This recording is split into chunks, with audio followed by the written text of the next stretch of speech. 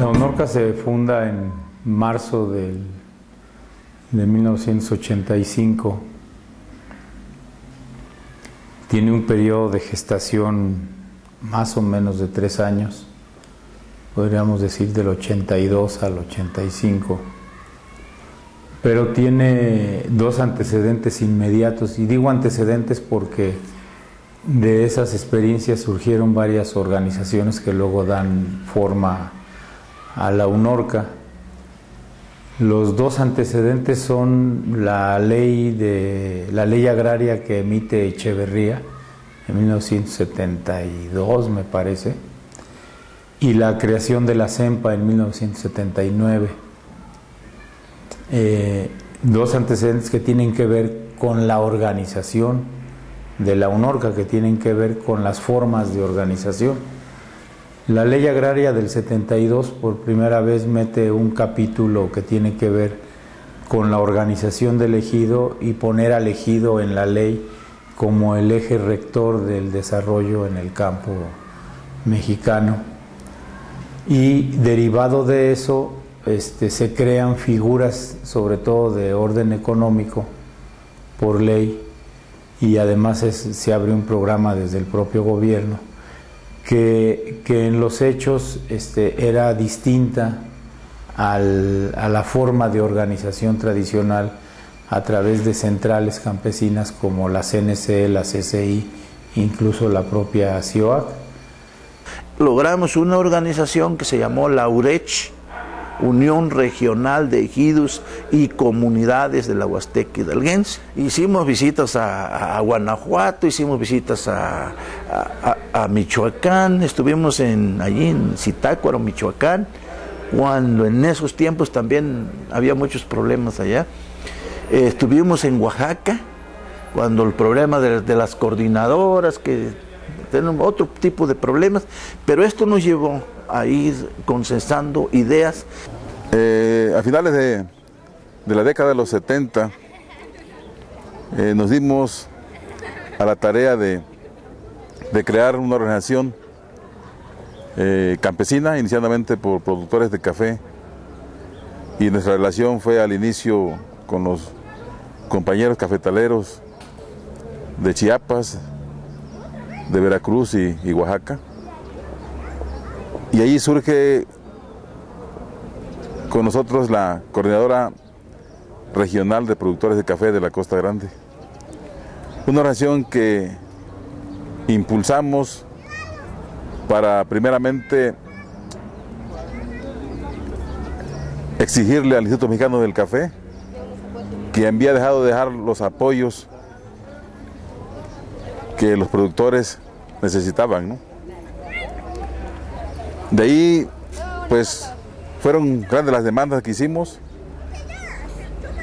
que el IMECAFE regresara el ajuste al precio del café, que solamente estuvo otorgando cuando el movimiento guerrillero, y que después, pues ya terminada la guerrilla, bueno, pues dejó de darlo, ¿no? Y quedarse con el ajuste, que era producto de la exportación del café que se hacía a través del Instituto Mexicano del Café.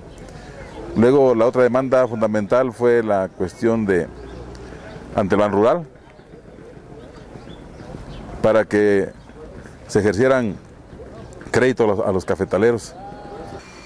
Al mismo tiempo, en los 70 se desarrolla un movimiento con carácter independiente que estaba luchando por la tierra, o sea, eran los vestigios de la no entrega de tierras o la simulación de entrega de tierras en muchas regiones. Crea una movilidad campesina de carácter independiente que se basaba fundamentalmente en 3 cosas: en nuevos liderazgos, tanto locales y como la integración de intelectuales, sobre todo provenientes de los movimientos estudiantiles.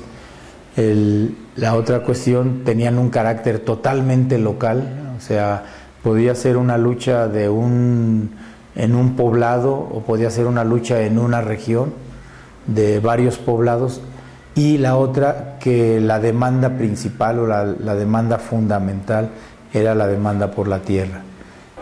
Nos condujo la lucha agraria porque nuestras familias se encontraban totalmente desprotegidas, no teníamos tierra donde trabajar y cada día más los sueldos eran muy raquíticos. En aquel entonces ganábamos 5 pesos diarios y era de 6 de la mañana a 6 de la tarde el trabajo.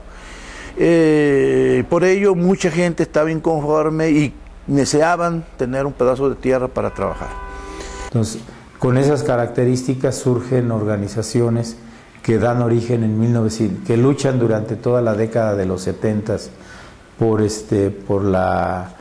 con demandas agrarias, sobre todo la reivindicación de la tierra, y que en 1979 fundan la CEMPA, la Coordinadora Nacional Plan de Ayala, con una visión distinta a las centrales, es decir, la fuerza regional y local es lo fundamental, la reivindicación agraria como una lucha campesina zapatista es el motivo de la lucha, y la conjunción de nuevos liderazgos campesinos que no tenían cabida en las centrales oficiales ni en el partido oficial, que en ese momento